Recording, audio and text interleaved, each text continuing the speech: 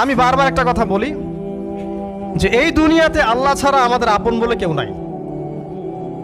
আপনি যাকে আপন মনে করেন না কেন, আমাদের সম্পর্ক আছে বাবার সাথে, মায়ের সাথে, স্ত্রী সন্তানদের সবার সাথে, আমাদের হক আছে, অধিকার আছে, সব ঠিক আছে। বিশ্বাস করেন আল্লাহ ছাড়া আপন বলে আপনার কেউ নাই। এই যে গার্লফ্রেন্ডকে আপন মনে হয়, এরা আপন না। স্ত্রী সন্তানদেরকে খুব আপন মনে হয়, আপনার মৃত্যুর পর 40 দিন সময় লাগবে না সব ভুলে যেতে। পিতা মাতা ভাই বোন সবাইকে আপন মনে হচ্ছে। পিতা মাতার স্থান বাবা মার পরে, আল্লাহ রসুলের পরে, সেটা ঠিক আছে, তো আপন আল্লাহ ছাড়া তারা নন। আপনি তাদের মনোপুতভাবে নিজে প্রতিষ্ঠিত হতে পারবেন না, তারা আপনাকে চিনবে না। বলো সারাটা জীবন তোর পিছনে এত টাকা ঢাললাম, কি করলি? কিচ্ছু করতে পারলি না। আবার এখন যারা পিতা মাতা হয়েছেন, সন্তানদেরকে আপন মনে হচ্ছে, দেখবেন এই সন্তানকে আপনি আপনার মনোপুতভাবে সম্পত্তি দিতে পারবেন না, ভরণ পোষণ দিতে পারবেন না। এই সন্তান বড় হয়ে আপনাকে বৃদ্ধাশ্রমে পাঠিয়ে দিতে পারে, নাউজুবিল্লাহ। অথবা আপনার সাথে এই সন্তানই খারাপ ব্যবহার করবে। আপন মনে হচ্ছে? আল্লাহ ছাড়া কেউ আপন না। আল্লাহ ছাড়া আপন কেউ না। আর আল্লাহ ছাড়া সত্যিকার অর্থে আপনাকে আমাকে ভালো কেউ বাসে না। শুধু আল্লাহ আপনাকে ভালোবাসেন। এটা আপনারা হারে হারে উপলব্ধি করবেন যত দিন যাবে ইনশাআল্লাহ।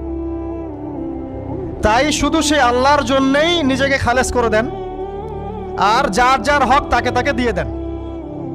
দুনিয়াতে শান্তিতে থাকার ফিলোসফি বলছি, philosophy of happiness in this হায়াতুদ দুনিয়া, সেটা হচ্ছে যার যার হক তাকে তাকে দিয়ে দেন, নিজের হক আল্লাহর কাছে চেয়ে নেন। আর দুনিয়াকে আপন মনে করবেন না, আল্লাহ ছাড়া কাউকে আপন মনে করবেন না। আপনি সুখে থাকবেন ইনশাআল্লাহ। দুনিয়ার দাসত্ব করবেন, আল্লাহ ছাড়া অন্য মানুষদেরকে আপন মনে করে নেবেন, দেখবেন আপনি পদে পদে কষ্ট পাবেন। কারো কাছে আশা করেন না, কষ্ট পাবেন না। আমি এই প্রসঙ্গে কথাগুলো বললাম যে দুনিয়াকে আপন মনে করতে নাই, আর আল্লাহকে আপন মনে করতে হয়। আল্লাহকে আপন মনে করলে তখন আমার উপর কিছু দায়িত্ব চলে আসে। কি দায়িত্ব?